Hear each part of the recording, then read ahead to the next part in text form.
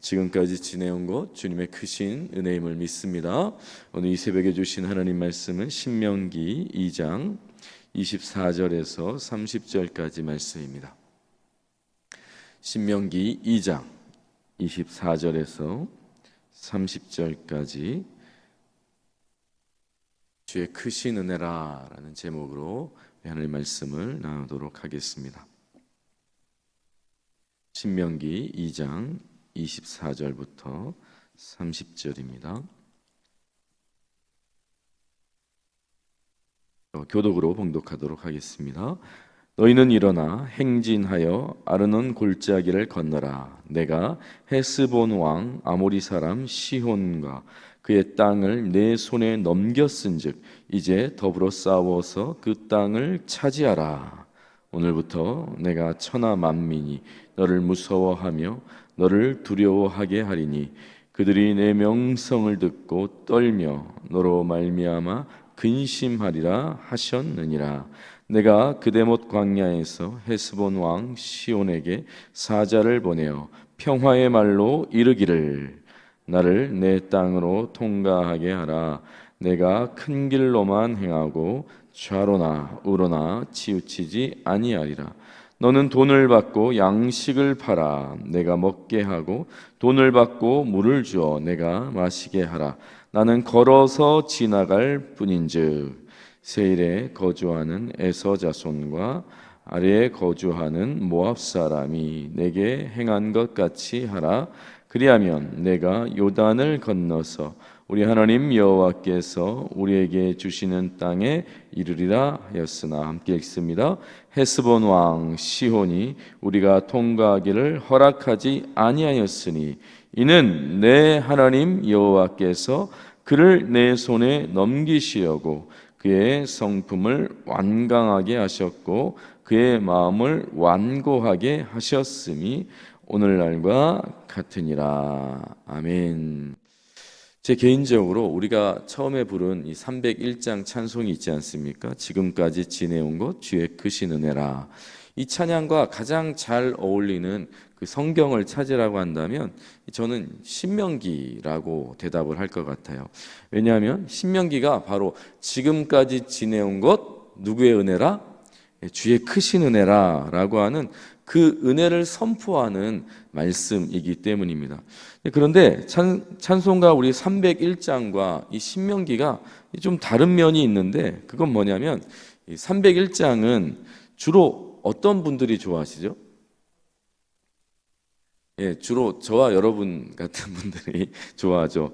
얼굴에 좀 인생의 흔적이 좀 남아있고 또 굴곡도 좀 있고 또 인생을 좀 살아보신 분들이 아시는 분들이 이 301장을 참 은혜롭게 부르고 이 부를 때마다 좀 눈시울이 붉어지는 경우가 많은 것 같아요. 반면 또 청년들은 찬양을 또 어떤 찬양 좋아하냐면 이 301장보다는 그렇죠. 어렵고 또 정신이 좀 사납고 또 좀 미래지향적인 좀 비전을 선포하는 그런 찬양을 좀 많이 좋아하죠. 그렇죠. 청년들은 좀 그렇죠. 찬송은 가사가 중요함에도 불구하고 이 곡에 따라서 좀 세대 차이가 있는 것 같아요. 하지만 이제 신명기는 찬송과 다르게 이 전 세대를 아우르는 말씀입니다. 여러분 이스라엘 백성들이 애굽에서 나와서 40년 동안 그 험한 그 메마른 광야를 지나서 이제 드디어 가나안 땅을 앞두고 있는 상황이잖아요. 이런 상황에 모세가 지금까지 인도하신 하나님의 역사를 회상하면서 가나안 땅에 들어가게 될 이 다음 세대들에게 이 말씀을 선포하고 있다라고 하는 것입니다. 그러니까 이 말씀이 이 세대와 다음 세대에게 선포하는 거예요. 뭐라고 선포합니까? 지금까지 지내온 것 주의 크신 은혜라. 그렇기 때문에 앞으로 지나가야 될 날도 주의 크신 은혜다라고 말씀으로 선포하고 있는 게 이 신명기 말씀이라고 하는 거예요. 여러분 우리가 세대 차이 말을 많이 하잖아요. 실제로 세대 차이가 있어요. 저도 사실 청년 사역을 하지만 세대 차이를 극복할 수 없다라는 게 너무 실감을 하거든요. 그런데 여러분 은혜 앞에 세대 차이가 있습니까? 은혜가 없어도 괜찮은 세대가 있습니까? 은혜 없이 사는 인생은 없잖아요. 남녀노소를 불문하고 시대와 인종을 초월해서 누구에게나 마찬가지예요. 은혜가 필요하잖아요. 신명기가 바로 그것을 우리에게 선포하고 있는 것입니다. 지나온 날들도 마찬가지고 지나가야 할 날들도 다 은혜 없이 우리가 살아갈 수 없다. 은혜다, 은혜다 라고 우리에게 고백하는 말씀이라고 하는 것이죠. 새벽 성도 여러분, 단순히 인생의 후반전을 사시는 분만이 아니라 오늘 우리에게 주시는 이 말씀, 지금까지 지내온 것만이 아니라 앞으로 지나갈 날도 주의 은혜라는 것을 우리가 고백하고 또 우리가 그것 때문에 소망이 있는 것처럼 오늘 하루도 그 은혜를 붙잡고 우리가 고백했던 찬송가의 가사처럼 주 안에서 형통을 누리시는 복된 하루 되었으면 좋겠습니다. 자, 그런데 여러분 한번 생각해 보세요. 지금까지 지나온 날들, 한번 과거를 이렇게 되새겨 보면 여러분 이 지나온 날들이 다 항상 행복하고 좋고 항상 그 긍정적인 일들만 있었나요? 항상 좋은 일들만 있었습니까? 그렇지 않잖아요. 실수가 있었고 후회가 있지 않습니까? 정말 숨기고 싶은 과거가 다 있지 않아요. 그리고 많이 숨기고 우리가 살아가잖아요. 그런데 오늘 이스라엘의 최고 지도자 모세가 되돌아온 길을 설교하면서 자신의 실수를 다음 세대들에게 그대로 고백하며 설교하고 있다라고 하는 거예요. 여러분 24절 말씀에 보면 너희는 일어나 행진하여 아르논 골짜기를 건너라. 내가 헤스본 왕 아모리 사람 시온과 그의 땅을 내 손에 넘겼은즉 이제 더불어 싸워서 그 땅을 차지하라. 여러분 하나님께서 이렇게 말씀하시는 것입니다. 헤스본 왕 아모리 사람 시온과 그의 땅을 내 손에 다 넘겼다. 그러니 어떻게 하라고요? 싸워서 전투해서 그 땅을 차지하라는 것입니다. 여러분 그런데 모세가 어떻게 합니까? 26절 같이 한번 읽어보겠습니다. 시작. 내가 그대못 광야에서 헤스본 왕 시온에게 사자를 보내어 평화의 말로 이르기를. 여러분 하나님께서 뭐라고 말씀하셨어요? 평화라고 말씀하셨습니까? 싸우라고 했잖아요. 차지하라 라고 말씀하셨는데 정작 모세는 평화를 제안하고 있다라고 하는 거예요. 모세가 왜 그렇게 했는지 정확하게 나오지 않았지만 아마도 전쟁에 대한 두려움이었던 것 같아요. 싸우는 게 단순히 불편한 게 아니라 두려운 거죠. 이스라엘 민족들은 애굽에서 종로로 타던 민족이었잖아요. 또 광야에서 유목했던 민족이었기 때문에 전쟁이라고 하는 것은 정말 두려운 일이었던 것 같아요. 그러니까 선뜻 싸우는 게 두려운 마음이 있어서 아마 평화를 제안했던 것 같아요. 그러나 사실 이 평화의 제안은 하나님의 말씀에 제대로 순종을 못한 거죠. 그런데 이렇게 하나님의 말씀에 온전히 순종하지 못한 상황 속에서 30절에 보면 하나님께서 개입하고 계세요. 30절 한번 보시겠습니다. 헤스본 왕 시온이 우리가 통과하기를 허락하지 아니하였으니 이는 내 하나님 여호와께서 그를 내 손에 넘기시려고 그의 성품을 완강하게 하셨고 그의 마음을 완고하게 하셨음이 오늘날과 같으니라. 여러분 하나님의 뜻에 온전히 순종하지 못했어요, 모세가. 그런데 지금까지 인도하신 하나님께서 당신의 뜻을 이루도록 지금 간섭하고 계셨다라고 지금 말하고 있는 것입니다. 그럼 저는 오늘 이 새벽에 이 모세가 자신의 실수가 있었지만 그럼에도 불구하고 하나님께서 개입하고 계셨다라고 하는 이 사실을 통해서 좀 두 가지 은혜를 나눴으면 좋겠어요. 첫 번째는 뭐냐면 약함과 실수는 수치가 아니라는 거예요. 약함이 있죠. 우리가 실수할 때 있잖아요. 그런데 그것은 결코 수치가 아니라는 것입니다. 여러분 우리가 하나님의 뜻에 온전히 완전히 순종해야 돼요. 그럼에도 불구하고 여러분 우리가 잘못할 수 있어요. 무너졌을 때, 실수하고 걸려 넘어졌을 때 그것이 우리를 절대로 망하게 하지 못한다는 것을 믿으시기 바랍니다. 그것이 우리를 이길 수 없어요. 하나님의 자녀를 멸망시킬 수 없다는 거예요. 여러분 모세는 이스라엘의 최고 지도자잖아요. 최고 지도자들, 존엄이에요. 존중받는 사람이에요. 다음 세대들에게는 정말 저 사람 같은 지도자가 없다, 이후에도 없을 거라고 말할 만큼 정말 최고의 지도자였단 말이에요. 그리고 지금 모세가 이스라엘 선배들이 걸어온 길을 후손들에게 고백하며 설교하고 있는 거예요. 그러면 이럴 수 있잖아요. 좋은 것만 말할 수 있죠. 실수는 가리고 좀 미화시키고 그럴 수 있잖아요. 근데 모세는 그렇게 하지 않아요. 좋은 것만 말하지 않아요. 왜 그렇습니까? 그것이 수치가 아니기 때문이에요. 오히려 자신의 약함이 하나님의 강함을 드러내는 기회가 되기 때문이라는 걸 모세는 안다라는 확신이 제게 들어왔어요. 여러분, 한국교회가 존경하는 목사님 중에 한경직 목사님이라고 하는 분을 많이 들어보셨죠? 한경직 목사님. 그분이 일제강점기 때 신사참배를 했다라고 하는 이 자신의 과오를 한국교회 앞에 고백하고 회개한 일이 있었습니다. 여러분, 그것만으로도 우리가 존경하기에 충분하다라는 생각이 들죠. 그러나 그분이 그럴 수 있는 이유가 뭐겠어요?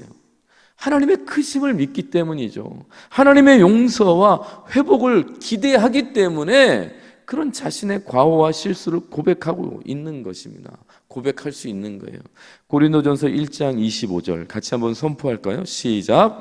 하나님의 어리석음이 사람보다 지혜롭고 하나님의 약하심이 사람보다 강하니라. 아멘. 여러분, 예수 그리스도의 보혈은 어떤 수치도 허물도 덮는 능력이 있음을 믿습니다. 그래서 우리가 여기에 앉아 있는 거잖아요. 아무렇지 않게 앉아 있는 거잖아요. 우리가 잘나서가 아니라 하나님의 덮으심의 은혜가 있는 거예요. 여러분, 야생 동물들을 보면 약육 강식의 세계를 살아가잖아요. 야생 동물들은 절대로 하지 않는 모습이 있대요. 아파도 아픈 티를 내지 않는다고 하더라고요. 왜 그렇습니까? 약한 티를 내면 잡혀 먹으니까. 약육강식의 세계잖아요. 그러니까 항상 강한 척을 한다는 거예요. 그런데 사실 그건 정말 불쌍한 거죠. 불쌍한 거죠. 여러분, 우리 아이들이 마음이 힘들고 몸이 아픈데 우리 부모들에게 숨긴다고 생각해 보세요. 솔직하지 못한다, 고백할 수 없다라고 생각해 보세요. 자신의 약함을 온전히 맡길 누군가가 없다고 생각해 보세요. 의지할 자가 없다고 생각해 보세요. 그건 불쌍한 거죠. 불쌍한 거죠. 하나님의 자녀는 다른 자들인 줄 믿습니다. 우리는 힘들면 힘들다고 말할 수 있는 주님이 계신 존재예요. 주님이 우리와 함께함을 믿습니다. 그렇기 때문에 아프면 아프다고 투정 부릴 수 있어요. 주님 앞에서.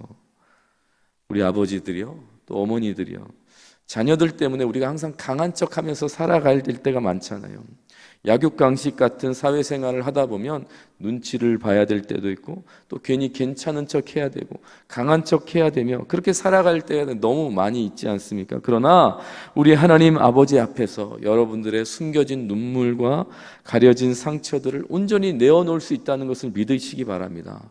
우리의 약함과 우리의 수치가 하나님 앞에서는 절대로 수치가 되지 않는다는 것을 믿으시기 바랍니다.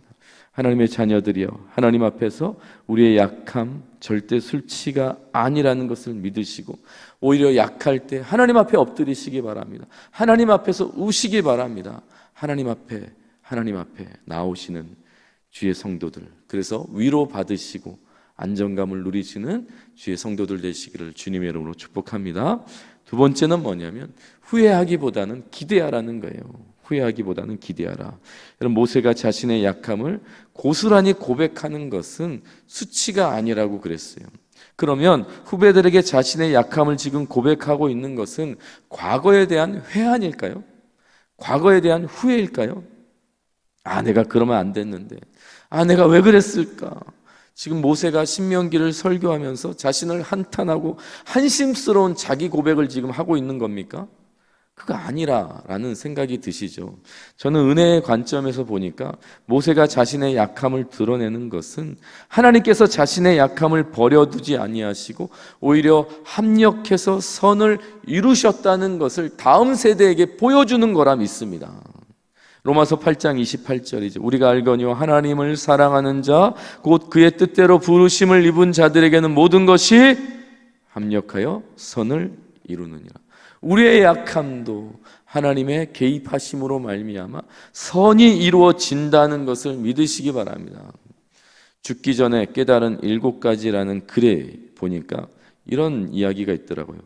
죽을 만큼 마음껏 사랑해 볼 걸, 조금만 더 일찍 용서할 걸, 걱정은 내려놓고 행복을 만끽할 걸, 마음을 열고 포용할 걸, 한 번뿐인 인생 열정적으로 살아볼 걸, 아둥바둥 말고 여유를 가지고 살 걸, 있는 그대로에 감사하면서 살 걸.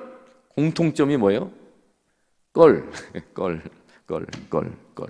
할 걸, 살 걸, 볼 걸. 이게 죽기 전에 후회한다라고 하는 7가지래요. 이거 못해가지고 회한하며 안타까워하면서 죽어간다라고 하는 고백이에요. 여러분, 우리가 인생 다 살고 나서 껄껄껄 그렇게 죽어간다고 생각해 보세요. 그거 안타깝죠.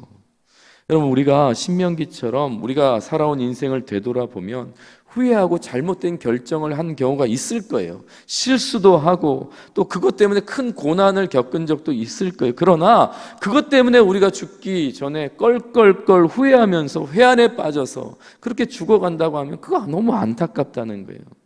자녀는 다른 게 있어야죠. 하나님의 품 앞에 가면서 껄껄껄 하면서 가는 인생이 아니라 그런 실수와 잘못과 약함이 있었음에도 불구하고 합력해서 선을 이루신다라고 하는 확신을 가지고 소망을 가지고 하나님 품에 안겨야 되지 않겠습니까? 우리의 실수와 잘못된 결정과 아픔, 그것 때문에 우리가 후회하고 회한에 빠지는 인생이 아니라 그럼에도 불구하고 나의 약함에도 불구하고 합력해서 선을 이루실 것을 기대하면서 그렇게 하실 것을 소망하면서 살아가는 것이 우리의 인생이 되었으면 좋겠습니다. 그래서 사랑하는 성도 여러분, 오늘날 우리의 소망이 주님께 있습니다. 껄껄껄 후회하는 인생이 아니라 합력해서 선을 이루시는 주님을 기대하는 인생이 저와 여러분이 되었으면 좋겠어요. 여러분, 신명기가 설교될 때 이스라엘 백성들의 마음이 어땠을까? 제가 상상해 보니까 하나님의 은혜가 새록새록 떠오르는 거예요. 아, 하나님께서 우리를 이렇게 인도하셨구나. 그런데 한편으로는 이 다음 세대들이 앞날에 대한 걱정, 근심이 큰 거죠. 앞으로 가야 될 길이 너무너무 걱정스러운 거예요. 가나안 땅을 앞두고 불안감에 사로잡혀 있었을 것 같아요. 과거에 대해서는 감사하지만 미래에 대해서는 불안한 거죠. 그게 이스라엘 백성들의 상황이었을 것 같아요. 우리도 비슷하죠. 지나온 인생, 큰 산인 광야를 건너왔단 말이에요. 그런데 또 다른 산이 또 눈앞에 있는 거예요. 가나안이라고 하는 산이 눈앞에 있는 거예요. 여러분, IMF를 지나왔는데 코로나가 앞에 서 있는 것입니다. 극복된 줄 알았는데 또 변이들이 나타나는 거예요. 이게 좀 지나가나 싶었더니 예상하지 못한 또 전쟁들이 막 나오는 거죠. 이게 산 넘어 산, 산 넘어 산인 것입니다.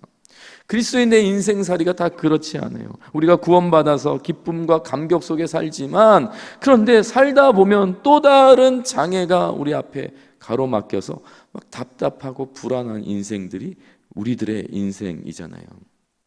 그런데 우리의 약함과 실수가 수치가 아니라는 것을 기억하셨으면 좋겠어요. 우리가 비록 인생길, 불안한 인생길을 살아가면서 우리의 약함과 실수가 수치가 아니기 때문에 그래도 당당하게 이 믿음의 길을 걸어가는 것이죠.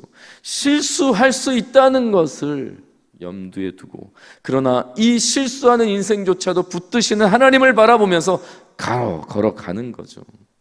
후회할 일들을 했을지라도 예수 그리스도의 십자가 보혈을 의지하면서 새롭게 하실 주님을 기대하면서 이 믿음의 길을 걸어가는 것이죠.